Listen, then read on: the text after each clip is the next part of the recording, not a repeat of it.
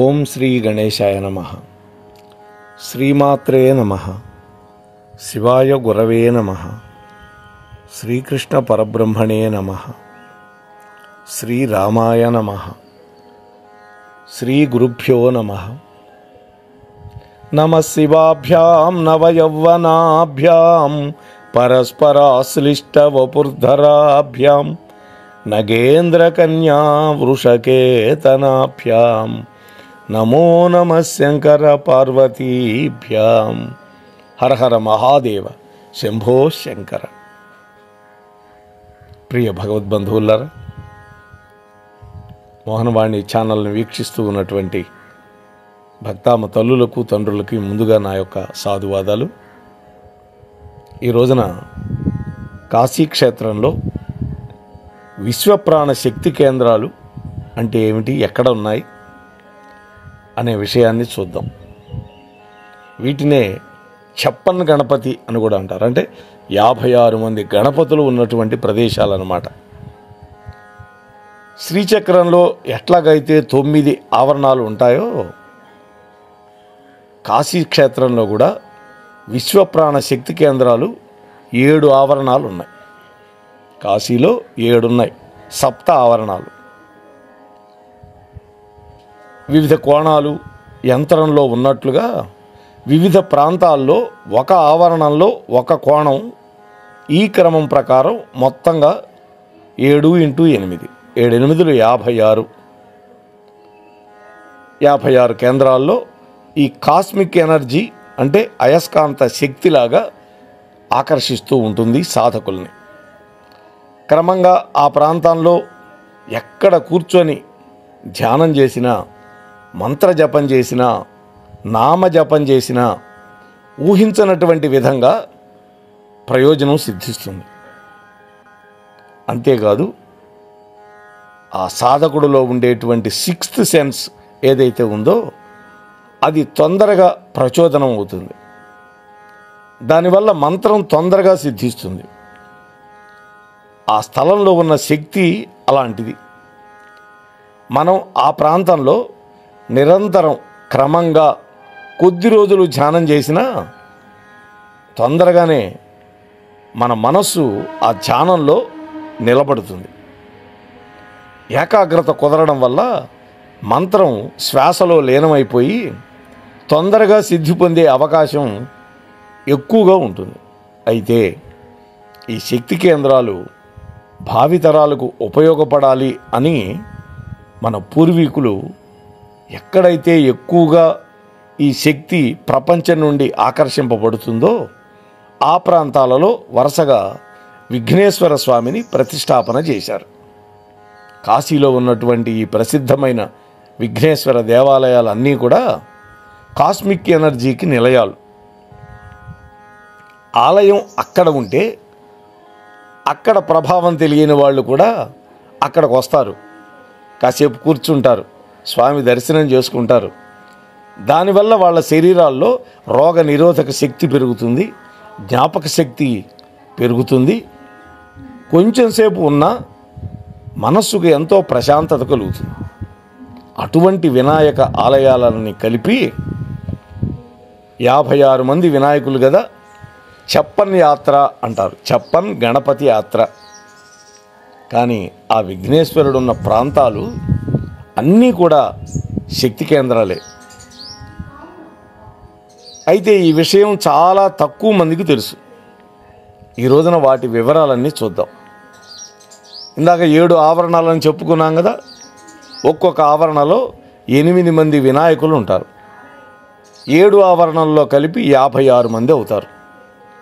మొట్టమొదటి ఆవరణంలో లోలార్క కుండంలో ఉన్నటువంటి అర్క వినాయకుడు, దుర్గాకుండంలో ఉన్న దుర్గా వినాయకుడు, భీమచండిలో భీమచండీ వినాయకుడు, ప్రసిద్ధం అనేటువంటి ప్రాంతంలో ఉన్న దేహళీ వినాయకుడు, భుయిలులో ఉన్నటువంటి ఉద్దండ వినాయకుడు, సదర్ బజార్లో ఉన్నటువంటి పాశపాణి వినాయకుడు, వరుణా సంగమం దగ్గర ఉన్నటువంటి కర్వ వినాయకుడు, మణికర్ణికా ఘట్టం దగ్గర ఉన్నటువంటి సిద్ధి వినాయకుడు. వీళ్ళని గనక దర్శిస్తే ప్రథమ ఆవరణం పూర్తయినట్టు. కేవలం దర్శించడం కాదు, ఆ దర్శించి కనీసం ఒక్క 5 నిమిషాలైనా గురూపదేశం పొందిన వాళ్ళు ఆ మంత్రం, ఉపదేశం లేని వాళ్ళు నమశివాయ అనుకుంటే చాలు. ఇక రెండో ఆవరణలో కేదార్ఘాట్ దగ్గర లంబోదర వినాయకుడు మేము దర్శించాం. కుమికొండ మహల్ దగ్గర ఉన్నటువంటి కూటదంత వినాయకుడు, మాడు అమేహ్ అనేటువంటి చోట కోట వినాయకుడు, ఫుల్వరియా అనే చోట కూష్మాండ వినాయకుడు, వారణాసీదేవి మందిరంలో ముండ వినాయకుడు, ధూపచండీదేవి వెనకాల వికటదంత వినాయకుడు, పులుహీకోటలో రాజపుత్ర వినాయకుడు, త్రిలోచనా ఘాట్లో ప్రణవ వినయ వినాయకుడు. వీళ్ళ దర్శనంతో ద్వితీయ ఆవరణ కూడా పూర్తవుతుంది. ఇక మూడవ ఆవరణలో చోసట్టి ఘాట్ అనే చోట వక్రతుండ లేదా సరస్వతి వినాయకుడు ఉంటాడు. బంగాళీ బోలా వద్ద ఏకదంత వినాయకుడు ఉంటాడు. సింగిరాబార్లో త్రిముఖ వినాయకుడు ఉంటాడు. అంటే 3 ముఖాలు ఉంటాయి అక్కడ, వానర, సింహ, ఏనుగు ముఖాలతో ఉంటాడు అక్కడ. పిశాచ మోహన తాలాబ్ అంటే చెరువు, అక్కడ పంచాస్య వినాయకుడు ఉంటాడు. అలాగే హేరంబ వినాయకుడు చిత్రకూట సరోవర దగ్గర ఉంటాడు. ప్రహ్లాద్ ఘాట్ దగ్గర వరద వినాయకుడు, ఆదిదేవ మందిరం దగ్గర మోదక ప్రియ వినాయకుడు. ఈ 8 మంది దర్శనంతో తృతీయ ఆవరణం సంపూర్ణమవుతుంది. ఇక 4వ ఆవరణంలో శూలకంతేశ్వర స్వామి ఆలయంలో ఉన్నటువంటి అభయదా వినాయకుడు, బాలముకుంద చౌహట్టాలో సింహతుండ వినాయకుడు, లక్ష్మీకుండం మీద కూనితాక్ష వినాయకుడు, పితృకుండం మీద క్షిప్రప్రసాద వినాయకుడు అంటే తొందరగా అనుగ్రహించేవాడు, ఇసర్గంగి అనే చోట చింతామణి వినాయకుడు, ఇది కూడా కోరికలు తీర్చేవాడు, బడా గణేష్ ఆవరణలో దంతహస్త వినాయకుడు, ప్రహ్లాద్ ఘాటలో పిచెండిలా వినాయకుడు, వారణాసీదేవి మందిరంలో ఉద్దండముండ వినాయకుడు. వీళ్ళందరినీ దర్శిస్తే 4వ ఆవరణం కూడా పూర్తవుతుంది. ఇక 5వ ఆవరణంలో మాన్ మందిర ఘాట్ అనే చోట స్థూలదంత వినాయకుడు ఉంటాడు. సాక్షి గణపతి దగ్గర కలిప్రియ వినాయకుడు ఉంటాడు. ధవేశ్వర మందిరంలో చతుర్దంత వినాయకుడు ఉంటాడు 4 దంతాలతోటి. సూర్యకుండం దగ్గర ద్విదంత వినాయకుడు ఉంటాడు. మహల్ కాశీపురాలో జ్యేష్ఠ వినాయకుడు ఉంటాడు. మిక్చర్ ఘట్టాలో గజ వినాయకుడు ఉంటాడు. రామ్ ఘాట్లో కాల వినాయకుడు, ఘోసలా ఘాట్లో నాగేశ వినాయకుడు.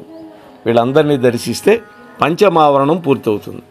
ఇక 6వ ఆవరణం మణికర్ణికా ఘట్టం దగ్గర మణికర్ణ వినాయకుడు, మీర్ ఘాట్లో ఆశా వినాయకుడు, కాళికా గల్లీలో సృష్టి వినాయకుడు, డుండిరాజు వద్ద యక్ష వినాయకుడు, బాన్స్ పాటక్ దగ్గర గజకర్ణ వినాయకుడు, చాందినీ చౌక్లో చిత్రఘంట వినాయకుడు, పంచకనకా ఘాట్లో స్థూల వినాయకుడు లేకపోతే జంఘ వినాయకుడు. వీళ్ళని దర్శనం చేస్తే 6వ ఆవరణం పూర్తవుతుంది.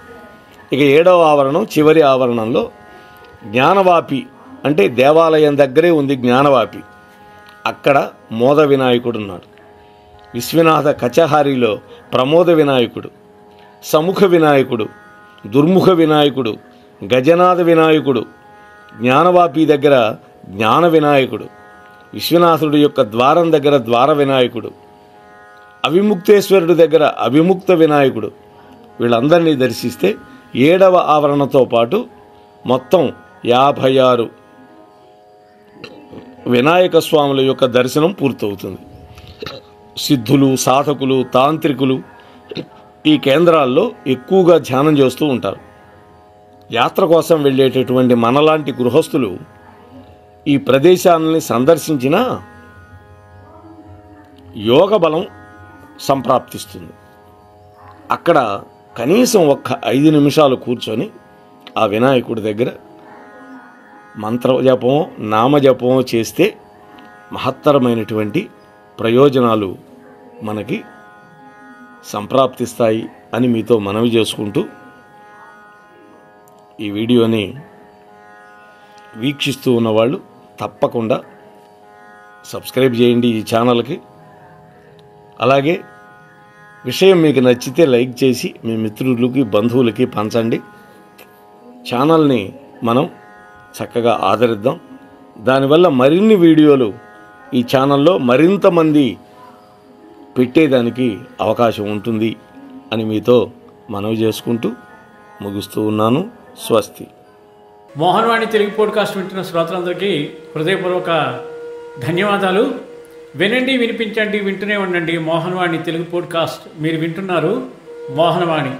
మా కార్యక్రమాలు మీకు నచ్చితే ఇప్పటివరకు మా ఛానల్కి సబ్స్క్రైబ్ చేసుకోకపోతే వెంటనే ఈ క్షణమే సబ్స్క్రైబ్ చేసుకుని ఆ పక్కనుండే బెల్ బటన్ని మ్రోగించి అందరికీ షేర్ చేసి మీ విలువైన కామెంట్ను కూడా చేసి మమ్మల్ని ప్రోత్సహిస్తారని కోరుతున్నాను.